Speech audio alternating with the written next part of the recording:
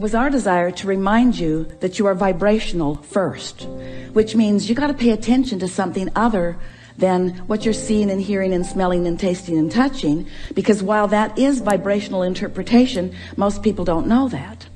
So it was necessary to help you to understand that you are emitting a vibrational signal in order to help you to understand that your signal that you are emitting is being answered all the time, and that's what equals your life experience, period.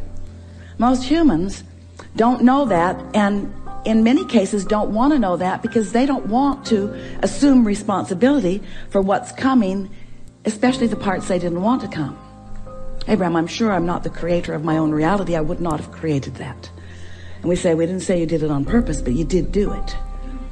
You did do it. Sounds a little blameful, doesn't it? You did do it.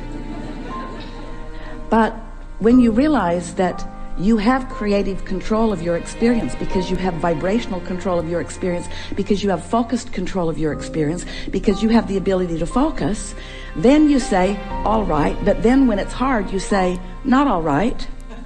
This shouldn't be this hard. This shouldn't be this hard. And then you say something, which is the last thing we ever want to hear from you. I'm not good at this. But you are good at it. You just don't know you're good at it. You just haven't practiced being good at it in the way that really gives you the clarity. And that's really what we're going to be talking about here today. If you've been following us for a while, you've heard us say that you are the creator of your own reality. Blah, blah, blah. Enough of that.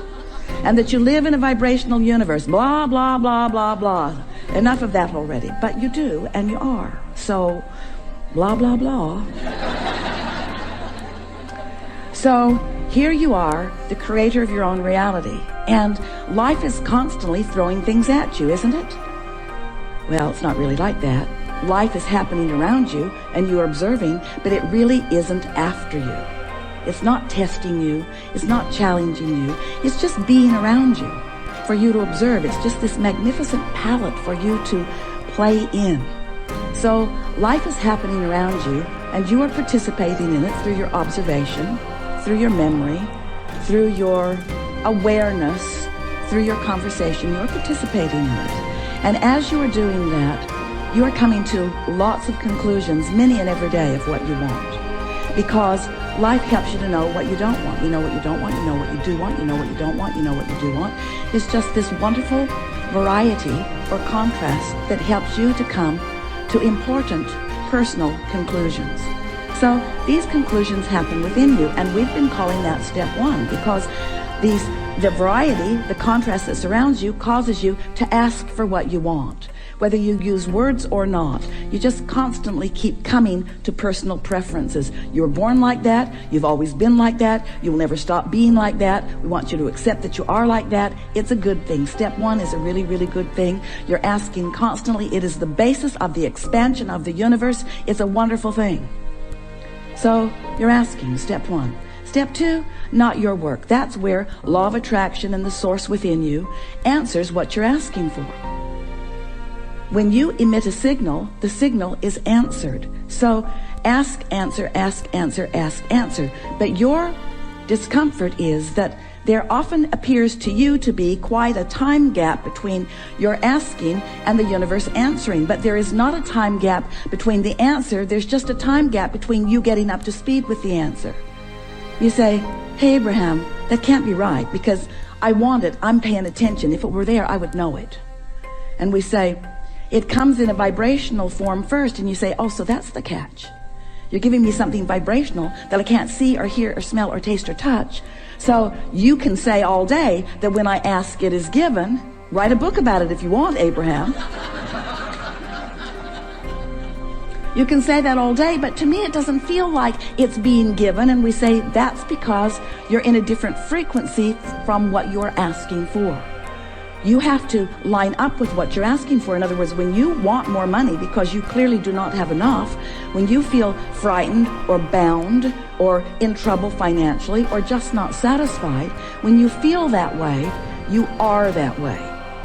And you say, no, I feel that way because I am that way. And we say, no, you am that way because you feel that way.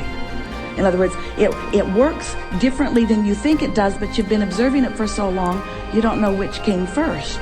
But what comes first always is your vibrational countenance. And then the manifestation just matches what you feel like. So if you want more money and you feel like you don't have enough money, you can ask all day, all day, all day, every day. You can write long lists of it. But if in your belly, if in your being, if you're feeling the fear or the absence of money, then you've got a vibration going that's different from the answer that you seek. You want more money, but your vibration says, I don't have enough. And the universe says, and law of attraction answers you with what you're feeling. So a lot of our physical friends, especially in the beginning, say, well, then it doesn't seem like I can get there from there. It doesn't seem like I can get to where I want to be from where I am. Because if I am missing something that I want, and I'm aware that I'm missing this thing that I want, and in fact, the reason that I'm speaking about it so clearly is because it's missing, and that's why I want it, then how do I get there? And we say, you have to feel like it feels to have it. And you say, okay, then give it to me and I will. And we say, just try a little bit. Just try a little bit to not activate within yourself so often the vibration of what's missing, and focus yourself into activating the vibration of what you want. It is not as difficult as you think. So, step 1 is contrast causes you to ask. Step 2 is it is given vibrationally, so there is no gap really. Step 3 is you have to convince yourself there's no gap. That's the work. You got to feel it as if it is in order for it to be. And we know you balk at it, but many of you are practicing this and are finding it.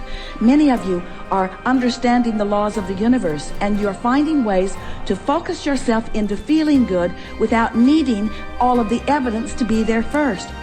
Do you hear how important that is?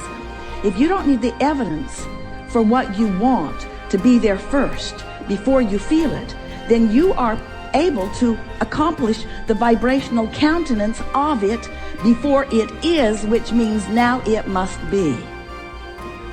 And Esther said, please, please, please, let's call it step 4. Please, please, please. Can't we call it step 4? We need another step. We need another step, Abraham. Please, please, let's call it step 4. And we say, all right, step 4. So you ask, step 1. Source answers, step 2. You allow it, step 3. But now we've been talking to you for a while. You've been keeping up with us pretty good.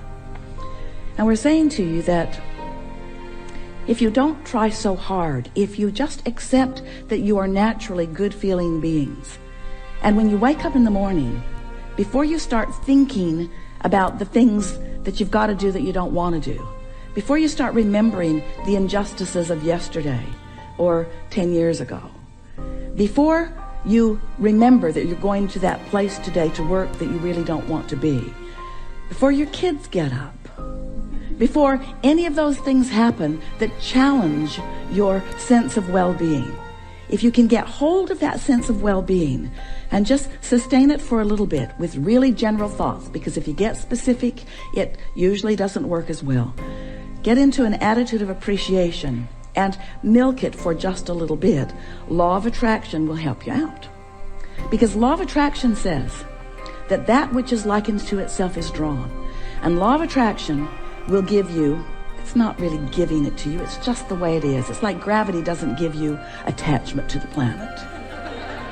It just is. So law of attraction provides for you this consistent life experience. So, to make it very clear and blunt, like blunt, you have 17 seconds to sustain this thought and move it into something even more powerful.